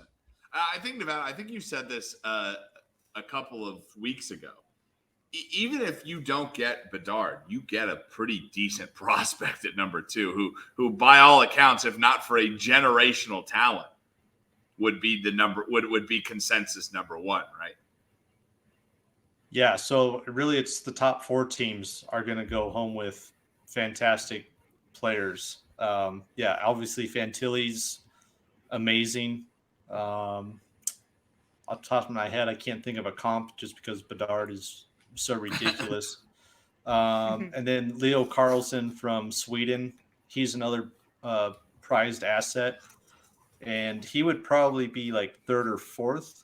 The wild card is going to be, I can't remember his entire name, but it's Michkov. It's like Mikhail Michkov from Russia. The problem, Matvey. The problem with MATVI. yeah, there you go. The problem with his is that he signed a KHL contract, the Russian NHL basically, and if he has to follow that contract, he won't be available for about 2 or 3 years. So I'm comfortable with the Blackhawks taking him, by the way. Yeah, because when he comes over, he'll probably crush it, just like Kaprizov did with Minnesota. But you're going to have to sit and wait for a couple of years. So if you're a team like Chicago where it's going to take a couple of years to reset, then yeah. And we have a ton of draft capital in Chicago. So yeah. That's another thing. Yeah, if Chicago falls to 4 or something like that, that's still a very good position because they got time to let Michkov simmer in the KHL. Is it in before we move on to the awards, is it common for somebody to be released from their contract, or do they usually serve it out? Yeah, Russia's a bunch of assholes. As long as it's like a top tier talent.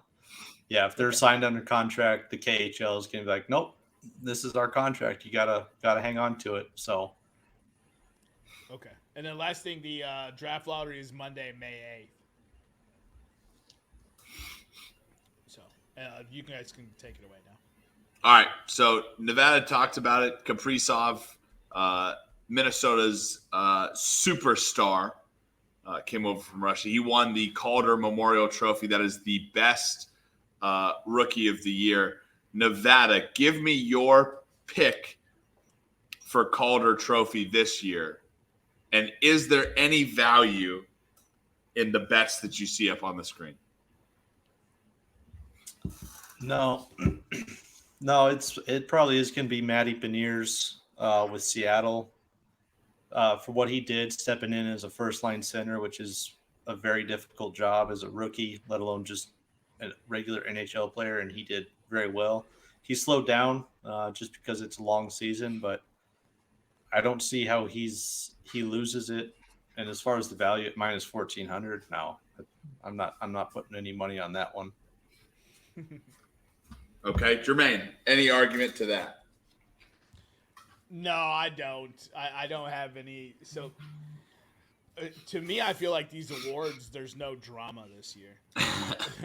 So, I saw Matty Beniers play in person, so the bias is already formed. I'm hoping he gets the Rookie of the Year, and I think it'd be dope for Seattle, who's also in the playoffs this year. So, no arguments from me. I think our next award, all right, so the next award, the James Norris Trophy, given to the best defender in hockey. I think this one is maybe a little bit, if you were to say it is the most wide open of the award races while still being open and shut. Would that be it? Would that be a good case to make for the Norris Trophy? Jermaine, give me your opinion. I think that's a fair description. You're looking at a veritable who's who of the top defenders in the league. But I think Carlson's been playing pretty well this year. He got traded this year, correct? Or was that a few years ago? No, he's been in San Jose for 4 years. Oh, so Brent Burns, his running mate, got traded this year. Oh, okay. Yeah, I don't know. You could convince me for a Fox pick. Obviously I'm a big Makar fan, but he missed a ton of time. And then that Rasmus at plus 1400, I think is a fun value, but I'm not confident in taking that bet. By the way, Erik Karlsson is the first defender to hit 100 points since Brian Leach in 91-92. Damn. Yeah, I don't think it's his trophy to lose. Then. Right. I mean, go, Eric. No, go ahead, because I have a question about future Norris trophies, but go ahead. Oh, I was going to say that, it kind of seemed like you expected kind of Adam Fox and Morrissey and Dahlin and Makar to kind of pick up momentum as the season went along, but it kind of feels like these guys kind of jumped out to where their betting ranks are right now, and they didn't really change, right? They kind of played in this order where you could definitely say, yeah, Adam Fox was the second best defenseman in the league this year, right? Cale Makar was not the top defenseman, but he was top 5, right? And Erik Karlsson, again, I love firsts, right? Whenever we talk about awards, I love firsts. If they do a first since a very long time ago, it's pretty impressive, right? First defenseman. Galaxy far, far away, by the way. Right. First defenseman, 100 points since 91-92 season. Yeah, that's pretty friggin' impressive. What's your question? Yeah.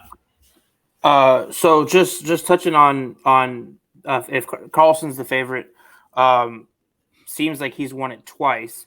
Cale Makar won it last year, and he's a stud. There's a couple of dudes on here that are studs. The record for most all time is Doug Harvey and Nicholas Lidstrom with 7, and then Ray Bork had won it or has won it 5 times. My hero. Is anybody here currently capable of getting there, or is it just a different league? And health permitting, Cale Makar should do it. Yeah, 100%. Cale Makar is 24 right now. Jeez, he's 24. I thought he was younger than that. Yeah, I mean, I think the problem is, and Nevada and Jermaine back me up on this, the problem with defensemen back in the Lindstrom days, back in the 80s and the 90s, is you could pick the best defenseman by, you would just see he was the biggest and the most physical, and you literally couldn't get the puck around him, right? That was how you pick. That's how Lindstrom won 7 of them, right? That's how Ray Bork won 7 of them. They were big, physical defenders who got a lot of assists but didn't get a lot of goals, right? They were your Jermaine loves this phrase. They were your grandpa's defenseman. Now it is so hard to give out a Norris Trophy to different players because every defender knows how to score now. They're scoring, they're assisting, they're two-way guys. So you have to factor in that offensive dimension, and that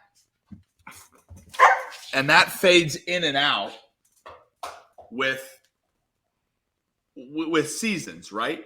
You look at, hey, maybe Cale didn't have that great season that he had last year offensively. He's still a great defender, but he's not contributing that offensive piece. Erik Karlsson, great defender last year, but this year he contributed that offensive piece. That's why we're talking about him as a Norris Trophy winner. So I guess the answer to your question, Eric, is I don't think so. I don't think you're ever going to see a guy win 5 to 7 times anymore because everybody can score now. It's just what defenseman plays good on defense and then also has the best offensive season. Yeah, this year has been, I mean, it shows right here with Karlsson at being minus 350. His game was all offense. If you wanted to do a well-rounded defenseman, then Adam Fox would be a great bet because he does it offensively and he does it defensively. Same thing with Rasmus Dahlin. Same argument can be made with Josh Morrissey. He came kind of came out of nowhere. So this year was kind of more of an offensive onslaught from Carlson, as Nick said, at first 100 points since what'd you say, 90 or 91, something like that? Yeah, 91, 92. Yeah. So I think going forward, I think you got to look at Fox, Makar, Darlene, one of the probably the younger Hughes brother, and then there's a kid in college right now. He's drafted by Montreal. Lane, pretty sure it's Lane Hudson. I'm pretty sure he plays for Minnesota. It is Lane Hudson, yeah. Yeah, he's the next guy who's ridiculous offensive defenseman. That's going to fall right in line with these guys, Fox and Darlene and Makar. So I don't know if Makar is going to get 7. I don't think anybody will get 7.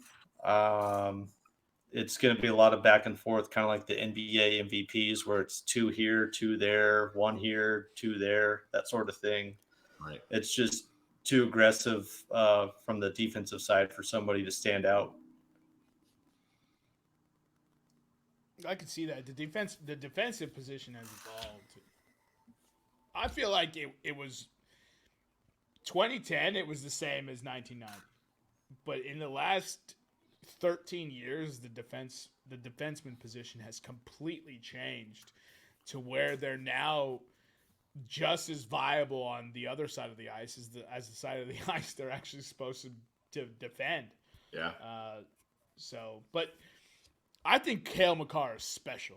And as long as Colorado continues to put together a team that is competitive, that is always towards the top, and if they keep him paired with Nathan McKinnon, I think he has the ability to.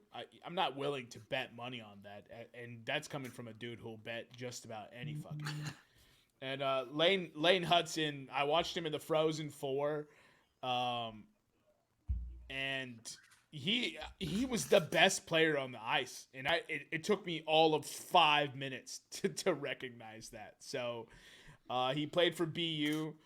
I believe BU was in the Final Four. I don't think they played in the final, but yeah, the Frozen Four. Yep.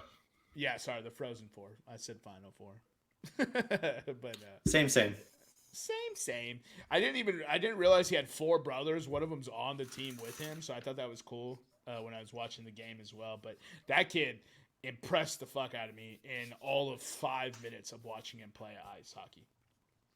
I don't know why I said ice hockey, but ice hockey, yeah, not field hockey. All right, we'll move on to the Vezina rankings or the Vezina odds. The Vezina obviously is the award for the league's best goalie. An interesting stat there that Eric has up on screen: a first-time winner of the award has hit in 5 straight seasons and 10 of the last 11, and it's going to hit again this year, right? Olmark is the Vezina Trophy winner this year. Nevada's been talking about him all year. Yeah, so I'll defer to Nevada. Yeah, he is. Like I said, I kind of mentioned it to Jermaine in the group chat. Sorokin going forward is going to be a fantastic bet for a preseason bet. But yeah, with the season Olmark has had and really the Bruins have had, I can't remember the stat in front of me, but it was something like he's won 44 of 48 games or something like that. He's only lost, I think, 4 games all year, which is pretty much on par with what the Bruins have done. Last I saw his goals against were 1.88, and he has save percentage of 0.938. I mean, 1.88 against. Sub 2 goals against. That's a wild stat, bro. So I think insane.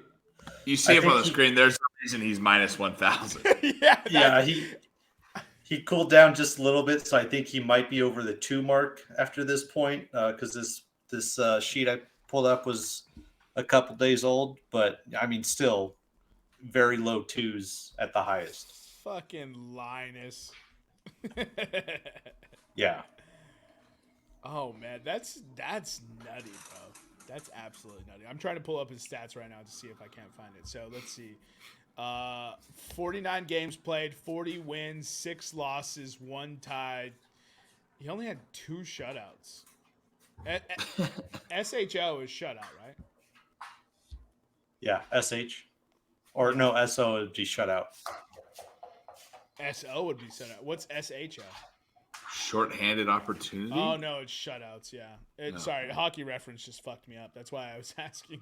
And then his goals against on average is 1.89. So it went up 0.01 from Nevada's little document. That's crazy. You said that. It said that's so demeaning. It went up 1 point from Nevada's little document.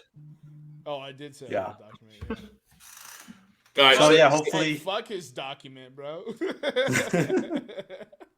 What's his save percentage? Sorry, and his save percentage, I think it went up from what you said. I don't remember what you said on that one, but 9.38. Yeah, 9.38. Yeah. Correct. Okay. Yeah, he's gonna have to fall off real hard in the playoffs if the Bruins have any chance of losing the cup. Holy fuck, bro. His draft where he was drafted. Oh, he was Buffalo drafted him? Yeah. Yeah, he got traded last year to Boston. Thank God. He wanted out of Buffalo. Wouldn't you? Kind of, but I think Fuck. Buffalo had too many goalie prospects in the pipeline that are coming up. And they weren't good. Don't they feel stupid? That's crazy to trade this guy though. That trade the prospects, bro. Yeah. You don't trade a good goal. All right, sorry, but he was drafted in the 6th round. 6th round. Pretty high for a goalie. Yeah. My is concern that for real? Boston. Yeah. There's only been 2 goalies in NHL history that have been picked number 1 overall. Only I wasn't 2? talking about number 1 overall. I was just saying how many goalies have been selected before the 6th round. Oh yeah, shit ton all the time.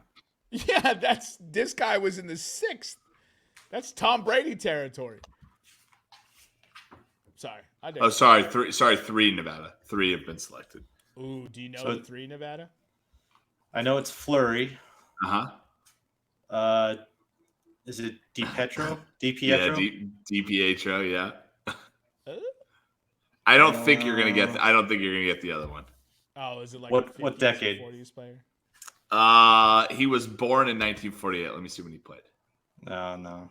He was drafted in the 1974 draft. 1968 draft. He played from Jean Leclerc. Almost. Michael Place. All right. So close. All right, so the Vezina's not even close. Let's go to the Rocket Richard Trophy. Rocket Richard is given to the league's leader in goals. Connor McDavid is minus 145 right now. He has 64 goals. Hammer it. You got to, right? David Pastrnak is second at 60. You're basically betting that McDavid gets no goals on the final night and Pastrnak scores 5 goals to pass him. Yeah, Like, you can still get that minus 145. Am I missing something here? No, you're not. No, you're missing the opportunity to win a great bet, bro. Right. Yeah, 100%. exactly. If your sportsbook still has Connor McDavid as Rocket Richard at minus 145, hammer that. And if you lose, it'll be an all-time bad beat with David Pastrnak scores 5 goals and McDavid scores 0. Yeah, I don't understand why that should be like a minus 2,000. Right. All right, we'll move up then to the trophy that everybody loves in the NHL, the Hart Memorial Trophy. It is the MVP. It is not close this year. We've already listed off we've already listed off the stats, and we go on, and we talked about Lemieux in 1995 and 1996. The last player to score over 150 points. There's a reason Connor McDavid is minus 5,000. What was the last trophy that we just talked about? The offense. The Rocket Richard goals. Rocket Richard goals. Goals. Correct. Yeah. I mean, first of all, I will hear no arguments. Dude, if you're trying to tell me Connor McDavid isn't the MVP, I have one statistic to tell you. The last 150 goal season in the NHL was 1955-1996. Mario Lemieux. Just kidding. 1995-1996. That's crazy. Yeah, That's crazy. McDavid. There's a reason McDavid is called McJesus, and he showed it this year. I don't know how he slows down going forward. And then you have Bedard coming up, who's everybody sees as kind of like McDavid. I don't even know if he's McDavid light. He's probably just McDavid 2.0. So, yeah, I mean, minus 5,000. No point in wasting your money. Special shout out though to a 2 of 4 podcast favorite, Mikko Rattanen. I believe Nevada. He tied the Avs single season goal record. Correct? Did he really? Yeah. So he's, if I remember correctly, he's tied it for the Avalanche, not the franchise, but the Avalanche since they've been in Colorado. I think because the franchise, because the Quebec Nordiques. Yeah, I think it's Michel Goulet is at. I think it's 57. I think is the number 57 or 58. And Miko's at, I think, 55. Well, I don't remember what exact. If NHL.com would pull up his stats, we could tell you real quick. He has 54 goals. Yeah, 54. 102 points. And I believe the franchise record was Sakic with 53, right? Prior to this, with the Avs, yeah. So he is now the Avs single season record holder in goals, but unfortunately. At plus 6,000 to win the Hart Memorial Trophy. All right. Any other tips, tricks, surprises, final calls for our NFL or for our NHL mega episode for the 10s and 10s? So I do want to say that Mikko Rantanen. I always get too excited. You can just say Rantanen. Impressed the fuck out of me in the Stanley Cup playoffs last year. I remember I kept talking about him all the time. He felt like he did all the little things. So for him to take the leap now and get 102 points in the season is awesome. Unfortunately, he did it in a year when Connor McDavid has 150 plus. So it doesn't really matter. I do want to ask Nevada, do you have any submissions for awards that we didn't cover? Like, we didn't talk about Coach of the Year. Probably Boston's coach, I guess, but I don't know. So, yeah, the Jack Adams for head coach, like you said, is going to be Boston's coach more than likely. I don't know what the odds are, but I'm sure he's probably at a minus number. Ones that would probably still have some sort of fight in them, which I'm sure you can find some place to bet. The Lady Bing, which is the most gentlemanly player in the league. That one's probably a little bit closer between Kopitar from the Kings and Jack Hughes from the Devils. It'll probably be Kopitar, but maybe some money on Hughes because he's probably going to hit 100 points this year as well. Now that's correct me if I'm wrong about it. That's forward who is the most gentlemanly, right? No. So I think you're mixing up that with the Selke, which is the best defensive forward. Oh, okay. Which is basically just the two-way player, which is probably going to be Bergeron from Boston as well. He usually owns that award, but rat face. Yeah, I mean. The Lady Bing, who gives a shit about that award, but whatever. Is it really given out to the most gentlemanly? Yeah. Yeah. So it's basically like the most outstanding player. One of the metrics is like the most outstanding player with the least penalty minutes. So 1 year. Oh, that's kind of cool. But it's So I get what you're saying. That's a pretty yeah. 1 year it was I think it was O'Reilly. He had right around 100 points, but he only had 2 penalty minutes for the whole year. That's impressive. That's actually pretty impressive. So yeah, two penalty minutes for the whole year is impressive. But yeah, I mean, gentlemanly. This isn't O'Reilly, right? Yeah, this isn't a gentleman's game. So who cares what that award's about? Yeah. The Lady Bing Memorial Trophy is an annual award given to the player adjudged to have exhibited the best type of sportsmanship and gentlemanly conduct combined with the high standard of playing ability. They need to create an award for best fighter. Yeah. So do you the Golden Gloves Trophy? Yeah, I love it, dude. I'm not talking about just this year, like just in your history of watching hockey. I don't have any submissions, but who do you think would be like who we would name the award after, right? Because obviously all the other awards are named after fucking phenomenal people. Oh man, the Scott Stevens Award for most penalized. I would go even farther back with one of the Philly, what they call them. I can't remember what their nickname was, but in the 70s, Philly's team, they're just Eric should know. It's his team. Yeah. But I probably like maybe something like a Bobby Clark Award. They're just mean fucks. They would just beat the shit out of you, and they were a damn good team too. Yeah. Well, you didn't want to get in their way because they beat the shit out of you, so then they just score. Who's the Red Wings player that beat the fuck out of the Colorado Avalanche? Todd Bertuzzi. All right, go Red Wings. Fucking Todd Bertuzzi. Call it the fucking Steve Moore Award for taking that Todd Bertuzzi punch. Took it like a champ. I mean, he was paralyzed, but he took it like a champ. The Chris Draper Award for board eating. Best injury of the year, Chris Draper Award. Right. Holy shit, we about to get... Nevada, did you say he was paralyzed? From a punch? Yeah. I don't know if he was able to regain movement in his legs, but I think he was. But yeah, he was paralyzed for a few months. He was paralyzed from a punch? Yes. Well, Todd Bertuzzi sucker punched him in the back of the head. Who the fuck is this dude? Superman? They're skating up behind.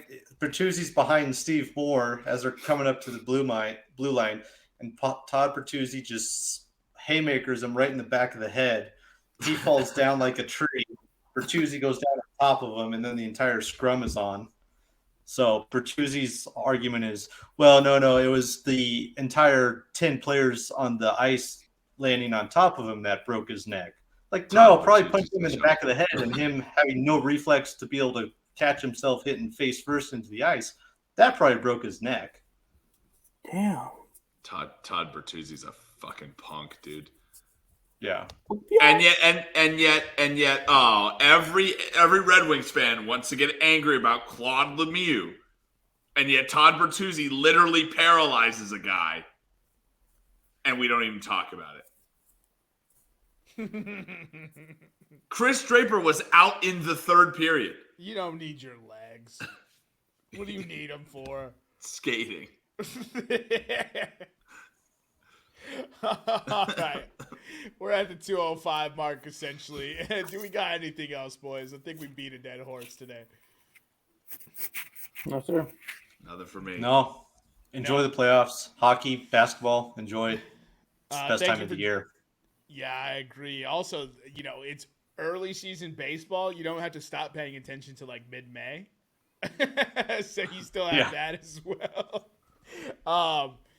I do want to say thank you for joining us for the 4 hours that we put together this week. Hopefully you guys learned a lot about the NBA and NHL seasons for 2022-2023.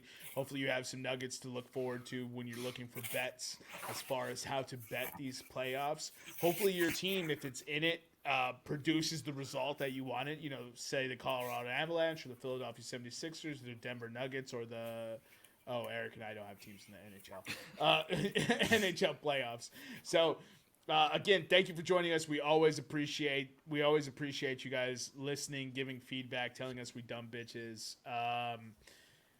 But With that being said, follow us on Instagram, Twitter, and YouTube at Podcast Room303. I've been your host, Jermaine Cologne Mendez. This has been my co-host, Nicholas Moorhan. As always, we have with us the EPE, and special thanks to special guest, the real executive producer, Nevada Putnam.